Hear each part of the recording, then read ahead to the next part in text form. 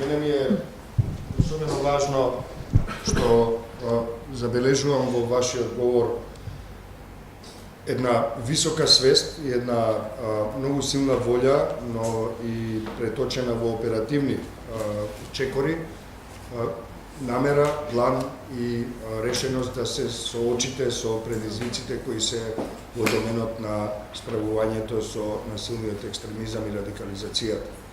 Како што знаеме, сето тоа може да доведе до дестабилизација и на општината, и на градот, и на целата држава.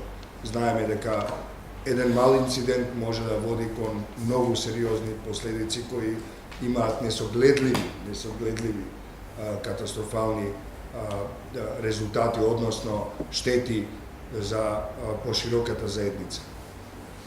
За жал, во времето во кое живееме, во кое технологијата и комуникацијските канали се толку добро развиени, што дури не ви е ни потребен телевизиски канал или вестник или радио за да стигнете до многу голем број луѓе.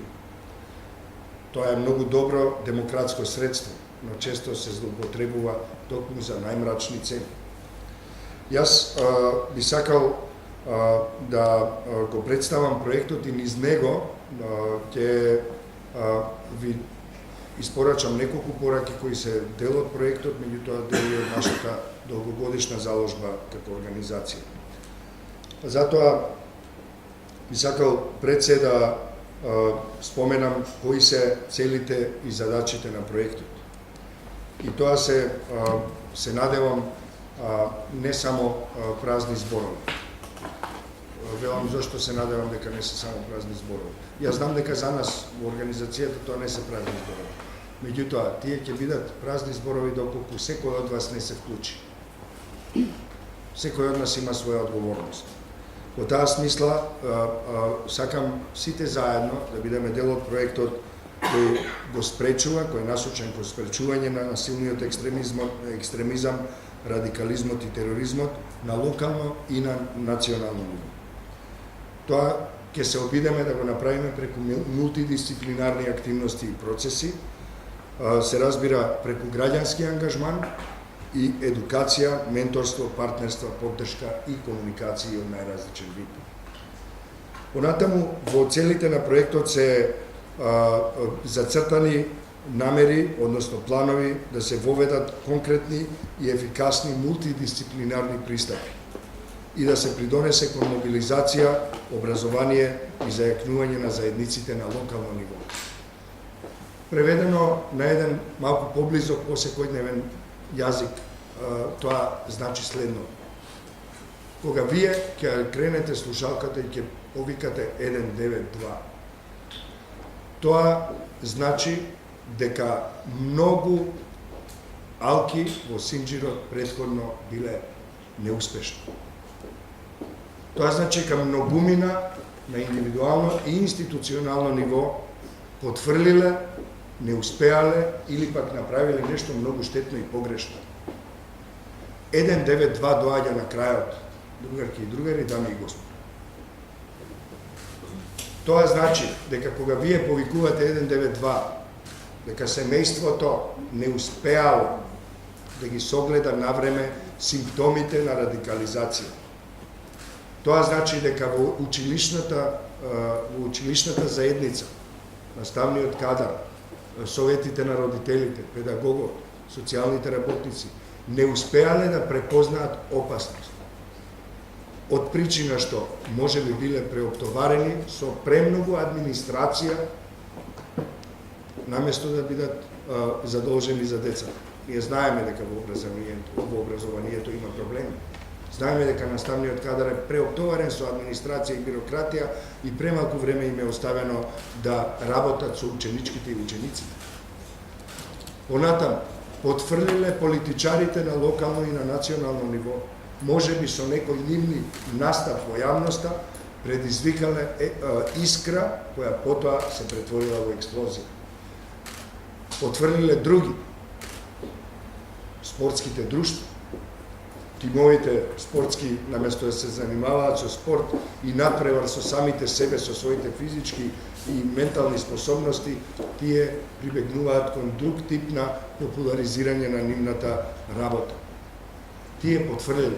И на крајот 192. 192 кога ќе дојде тогаш е многу често предоцна. 192 кога ќе дојде, исто така, тука не завршува работата. Понатаму треба да има и други инстанции, обвинителство, други категории на општествено и државно уредување и систем. Меѓутоа, многу често 192 ќе се повика, 192 доаѓа и тука завршува се. А општеството пропаѓа понатаму. И тука потенцијалите за екстремизирање, односно радикализирање на младите, особено на младите, меѓутоа и на другите, останува еден отворен бришан простор.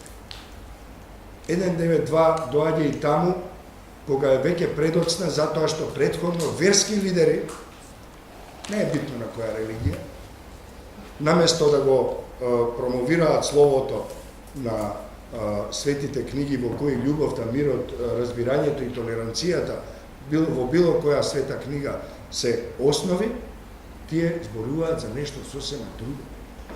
И тука имаме потреба токму таму каде што сите сме промашиле по некоја своја обврска затоа што не сме имале време, не сме знаеле или баш ни било гајле.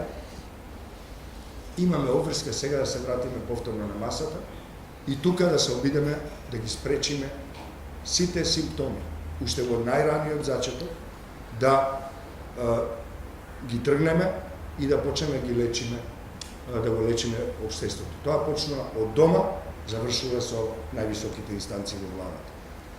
Цивил како организација уште во мај потпиша договор, односно меморандум за партнерство и соработка, не за разбирање, партнерство и соработка со Министерството за внатрешни работи. Ние добро знаеме, добро сме запознаени со многу активности кои и владата ги презема во овој период.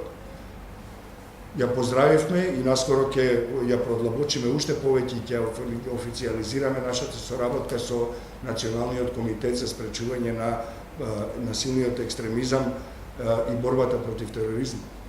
Меѓутоа, како што и националниот координатор господин Петревски кажува во повеќе наврати и министерот Спасовски, не можеме ние само на ниво на овие институции да се задржиме, треба да го вклучиме целото општество.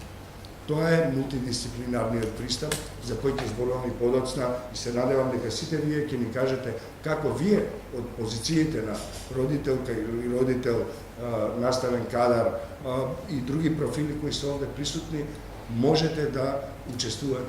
Очекувам и младите, момчињата и девојките кои се овде на оваа маса, во оваа сала, и тие да кажат што ги мачи, што може да направиме ние, меѓутоа што можат и што сакаат и тие да направат за да придонесеме кон заздравување и кон спречување на опасностите во оваа област. Во таа смисла, мислам дека мултидисциплинарниот пристап не смее да биде само некој стручен назив, не смее да биде само некој убав интелектуален израз, мултидисциплинарен пристап кон проблемите. Не. Тоа значи дека сите треба да се мобилизираме и да работиме секојдневно, напорно, предано и искрено и да комуницираме меѓу себе. Понатаму, овој проект сака да придонесе кон тие меѓусекторски партнерства. Општината да влезе во партнерство со училиштата, училиштата со полициските станици, полициските станици со социјалните служби и така натаму. Да не им оставиме на полицајците улога и на родители, и на социјални работници, и на психолози, и на чувари на редот и мирот и поредот. Во таа смисла, исто така, би сакале заеднички да работиме на тоа да ги идентификуваме сите фактори на радикализација во вашите семејства, во вашите улици, урбани заедници, или местни заедници, да ги викавме, местни урбани заедници и на ниво на општина. Значи, вие не можете да очекувате од градоначалникот и од неговиот тим да знаат точно што се случува во една волку голема општина која е притоа и многу сензибилна во многу аспекти. Почувајќи од етничкиот колорит, завршувајќи со економските и другите параметри кои определуваат една заедница од овој вид. Ние треба да ги разбереме и да ги препознаеме потенцијалите за тој радикализам. Некогаш се започнува од еден единствен, обичен збор или пост на Фейсбук. Ние имаме безброј трагични примери за тоа како нечија нервоза, вулгарност или можеби поттикнат од мрачни побуди, говор на омраза може да заврши со скршена глава и, за жал, уште потрагично, видовме дека еден млад живот сгасна неодамна. На улица. Зошто? Заради тоа што некој или некои структури го не само што го овозможиле, туку го поттикнале и го нахраниле тој потенцијал за екстремизам. Тој, верувајте, и во светот, и во околината наша е познато. Тој екстремизам може да доведе до страотни последици и до појава на тероризам.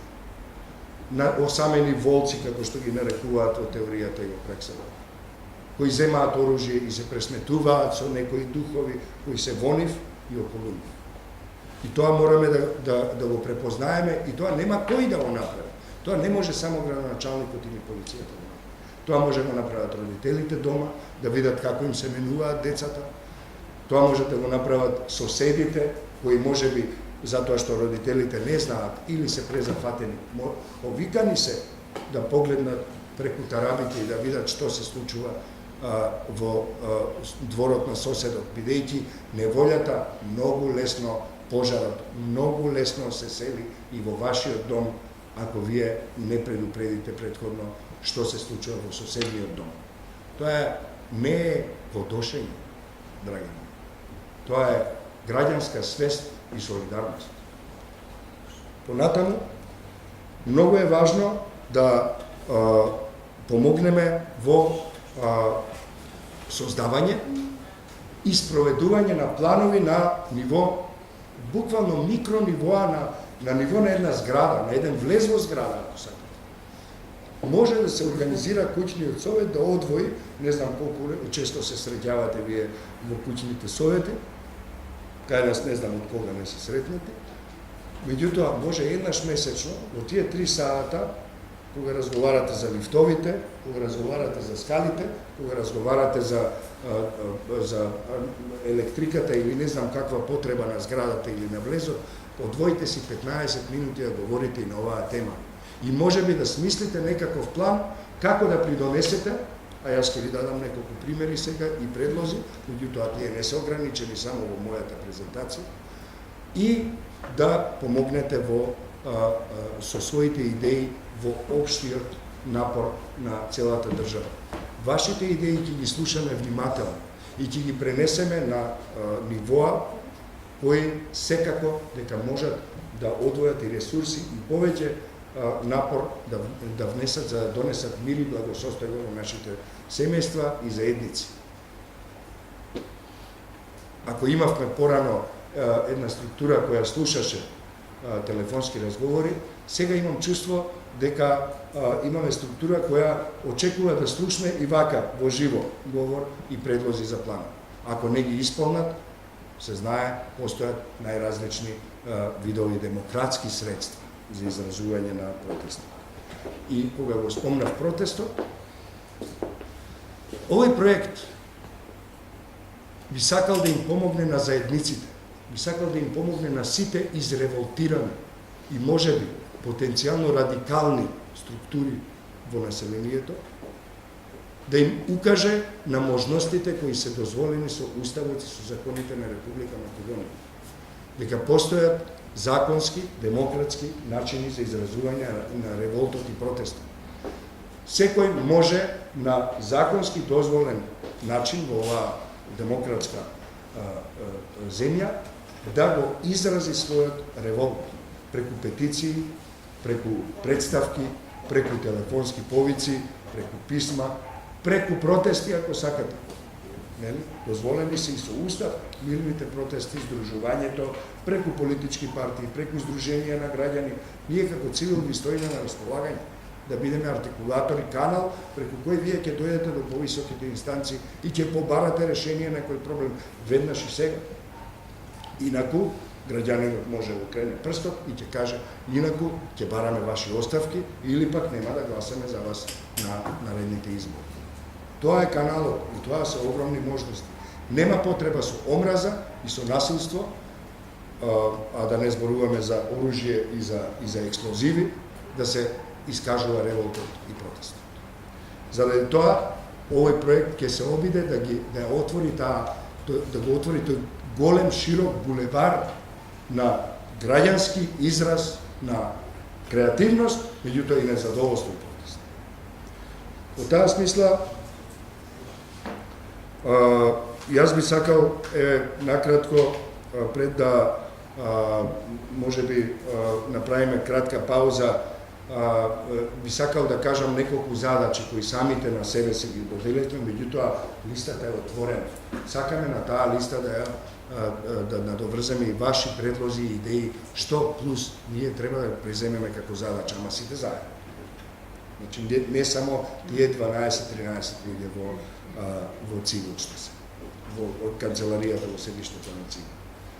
Туку сите заедно да си дадеме за задача да обезбедиме препораки, заеднички, препораки до сите институции, препорака до Министерство за внатрешни работи, препорака до Министерство за труд и социјални работи, препорака до Министерство за образование, до градоначалникот, кој известен сум дека треба да замине за некоја минута. Препораки заедно, препораки и барања кои ќе не направат сите заедно посилни, поиздржливи, поотпорни на радикализмот и на насилството кои може да го донесат екстремизмот и тероризмот. Заради тоа, во тие задачи ќе спаѓа и да направиме работни групи во повеќе општини, а градоначалниците што ќе ги повикаме во некоја наредна фаза од проектот, да видат како работиме, значи да биде Гази Баба една од општините со кои ние ќе работиме, меѓутоа да видат и другите општини и градоначалници како Гази Баба, претходно Чаир, Велес, наредно е Куманово, колку што сум запознаен, Тетово, Теарце, Липково, други општини, Центар и така натаму, да видат како ние работиме, како сме ја формирале таа работна група и што сме направиле во рамките на таа работна група. Да ги активираме таму каде што се подзадремани локалните совети за превенција, во кои не членуваат полицајци, членуваат граѓанки и граѓани, представници на институции и така натаму. Би сакал да ги спроведеме тие активности заедно. Тоа може да бидат и серија креативни работилници со деца и со млади. Можат младите да ги соберат децата од градинки и да ги однесат на некоја убава музичка или ликовна работилница, или да пишуваат стихови, па да ги рецитираат на некој настав. Ќе дојде градоначалникот да ги поздрави. Можеби ќе одвоите некој фонд кој заедно ќе го формираме по 20-50 денари, некои символични награди на младите победници во некоја литературна секција да им дадем. И така натаму, и така натаму. И се разбира, во овој проект предвидени се и медиумски активности. Секој од вас што е заинтересиран да говори пред нашите камери или да напише текст, писмо, секој од вас е добре дојден, повеќе од добре дојден тоа да го направи. Сакате и анонимно, сакате со име и презиме. Сето тоа нам ќе ни биде драгоцено, затоа што од сето тоа можеме да направиме еден едукативен материјал кој ќе послужи на сите граѓанки и граѓани во Република Македонија. Проектот трае една година, опфаќаме 4 до 7 општини, меѓутоа сите останати можат да придонесат поново. Можеби Македонија во еден момент ќе се претвори во лидер во регионот, како што во моментот за некои работи сме по-лошо, ама и за по-добро, да бидеме местото каде што ќе излезат знаења и искуства за другите во регионот да направат нешто за да ги надминат предизвиците во доменот на безбедноста и сигурноста на граѓанките и граѓаните. Бидејќи безбедноста не е само полициска работа. Таа има врска со градинките, таа има врска со училиштата, таа има врска со дуќаните и со шопинг моловите, таа има врска со сообраќајот, со комуникациите, таа има врска со културата, таа има врска со труд и социјал и со сите други ресори во владата што можете да ги замислите и што не можете. Има врска со здравството и со здравјето. И менталното и физичкото здравје. И така натаму. Јас би сакал со ова да го завршам првиот дел од нашата средба, да му заблагодарам на градоначалникот за навистина длабокото размислување кое го презентираше пред сите нас и се разбира го држиме за збор за тоа што го кажа и навистина го спроведе.